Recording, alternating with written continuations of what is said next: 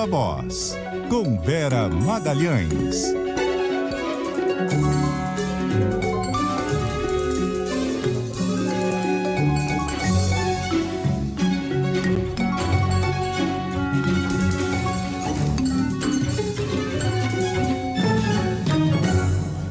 Viva a Voz, hoje num horário especial, mas os nossos ouvintes, a turma os ponto finalers aí, todos aí, alertados, avisados da chegada do Viva a Voz agora. Boa noite, Vera Magalhães. Boa noite, obrigada, ponto finalers, por ficarem até o final. E eu tô aqui, Bocardi. Carol, boa noite para você. Oi, Vera, boa noite.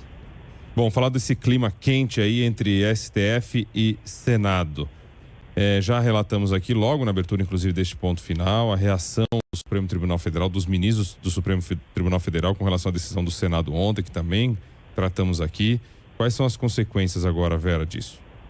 Bom, as consequências são uma imediata reação acalorada, firme por parte do Supremo Tribunal Federal e também na forma de uma certa retaliação ao governo, o Bocardi, porque retiraram de pauta aquela proposta dos precatórios, que é uma proposta que interessa ao governo. O governo tem interesse nessa discussão, porque tem aí um volume grande de precatórios sendo rolados, que foram rolados no governo Jair Bolsonaro, e encontrar uma saída definitiva para isso é crucial para o governo conseguir cumprir a sua meta fiscal, e o Supremo vinha dando sinais de que iria ajudar o governo a encontrar saída para isso, que é um nó muito sério, e agora isso saiu momentaneamente de pauta. Então, do tipo de coisa que uma ação gera uma reação. Além disso, conseguiu unir grupos diferentes dentro do Supremo Tribunal Federal. A gente sabe, é conhecido, o fato de que o presidente da Corte, Luiz Roberto Barroso, e o decano, Gilmar Mendes, não se bicam muito, já tiveram aquela clássica lá, altercação, em que o Barroso falou que o Gilmar juntava psicopatia com outros traços, etc. E hoje os dois saíram na mesma linha, dizendo que o tribunal não admite ser intimidado, que não tem razões para o Senado achar que pode mexer no funcionamento da Suprema Corte. E a gente lembra, né, o próprio Supremo já vinha mexendo nessa discussão sobre decisões monocráticas, sobre limitação para tempo de pedido de vista, já vinha num processo de alteração do seu próprio regimento para regular essas coisas, e o Senado fez um gesto realmente de confronto com o judiciário.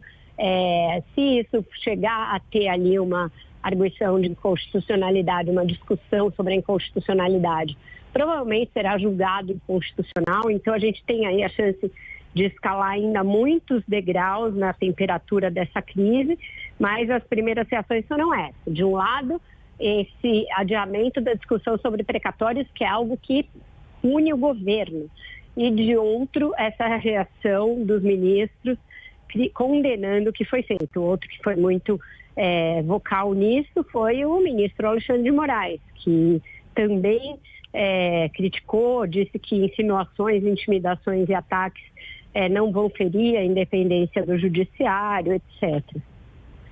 Agora, Vera, originalmente isso era uma treta do Senado com o Supremo. O governo estava atuando nos bastidores tentando impedir a aprovação dessa PEC, né? As lideranças, o senador Randolph tentando virar voto ali até o final. Aí vem o líder do governo no Senado, o senador Jacques Wagner, libera a bancada e vota a favor da PEC, o que causou todo esse ruído aí que você está relatando com o Supremo. A presidente do PT, Gleice Hoffmann, diz que foi um erro esse voto do senador Jacques Wagner a favor da PEC, ficou esse constrangimento. Dá para acreditar que ninguém soubesse? Ele jogou sozinho nessa, Vera? Todo mundo com quem eu falei hoje tentou me convencer disso, Carol. E para todo mundo eu respondi que eu não acreditava que isso fosse possível. Primeiro porque o cargo se chama líder do governo no Senado. Então não há nada que ele possa fazer em termos de voto ou de encaminhamento de votação que seja em nome pessoal. Desculpa, então o senhor abra mão do seu cargo, o senhor volte a ser um senador que atua na planície, o senador Jacques Wagner do PT da Bahia. Quando você é instituído ali, você é colocado investido na posição de líder do governo, você age como líder do governo. Ainda mais numa decisão que tem tantas implicações quanto essa e que pode gerar uma crise séria entre 3 poderes, engolfando o governo numa crise que ele não começou. Foi feita uma reunião na segunda-feira, no Palácio do Planalto, entre ele e Jacques Wagner, o líder do governo no Congresso, que é o senador Randolfo Rodrigues, e o ministro Alexandre Padilha, e a orientação era: o governo não vai se envolver. Toda a construção do senador Randolfo estava sendo para tirar votos favoráveis à PEC. O governo gostaria que a PEC fosse rejeitada, não para comprar uma encrenca com o Rodrigo Pacheco e fazer o contrário, mas por entender que o Rodrigo Pacheco entenderia que não tinha os votos necessários para votar e talvez até desistisse de votar a matéria, tirasse de pauta. Era isso que estava sendo construído. Teve um momento na segunda-feira em que eles acharam que não ia ter os votos e o Rodrigo Pacheco chegou a testar o placar, como eles falam, né? Na terça-feira, aliás. Você bota um requerimento para votar e vê os votos. E lá teve 48 votos, o que era o limite que você precisava. Então o Pacheco estava muito ali inseguro em colocar para votar. Mas quando vai o líder do governo em desacordo com isso que ele combinou, e não só libera a bancada, como faz uma declaração de voto favorável à PEC, que foi o que o Jacques Wagner fez, você dá um sinal para aqueles senadores que o outro líder do governo, Randolph, estava tentando demover da ideia de votar contra o judiciário, de que liberou geral, de que para o governo, ok, aprovar aquela PEC. Então, não tem como ele dizer que fez algo em nome pessoal e que ninguém sabia de nada. O Jacques Wagner é um dos senadores que mais tem proximidade com o Lula. São amigos pessoais. Então, é lido, sempre vai ser lido como o Jacques Wagner fazendo qualquer coisa, algo que o Lula ou pediu ou pelo menos autorizou. Então, um desastre para o governo. Agora tentar jogar tudo na conta dele. Pode até ser verdade, mas é difícil de se acreditar, como eu mesma tive muita dificuldade de acreditar, e vai ter consequências. O Supremo vai passar a ver o governo com uma desconfiança que não via até agora. E Vera, e a justificativa, pelo menos o que estava circulando ontem, era que teria sido uma tentativa de descolar o governo da derrota, mas talvez o governo não tivesse perdido não fosse esse posicionamento do Jacques Wagner. Então, assim, é uma justificativa que também não faz muito sentido, né?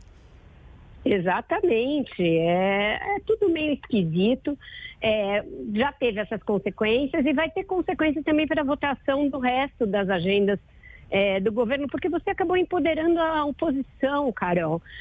Na verdade, esse sempre foi um discurso caro ao bolsonarismo, essa história de que o Supremo extrapola, de que o Supremo usurpa atribuições dos outros poderes. Então, eles deram uma grande narrativa para o bolsonarismo dizer que sempre esteve certo e que existe uma supremocracia e que o Supremo pratica uma ditadura do judiciário. Então, o Supremo, que teve um papel enorme na garantia da democracia no governo Bolsonaro, no 8 de janeiro e tudo mais, está sozinho na berlinda e o governo ajudou de alguma maneira que isso acontecesse.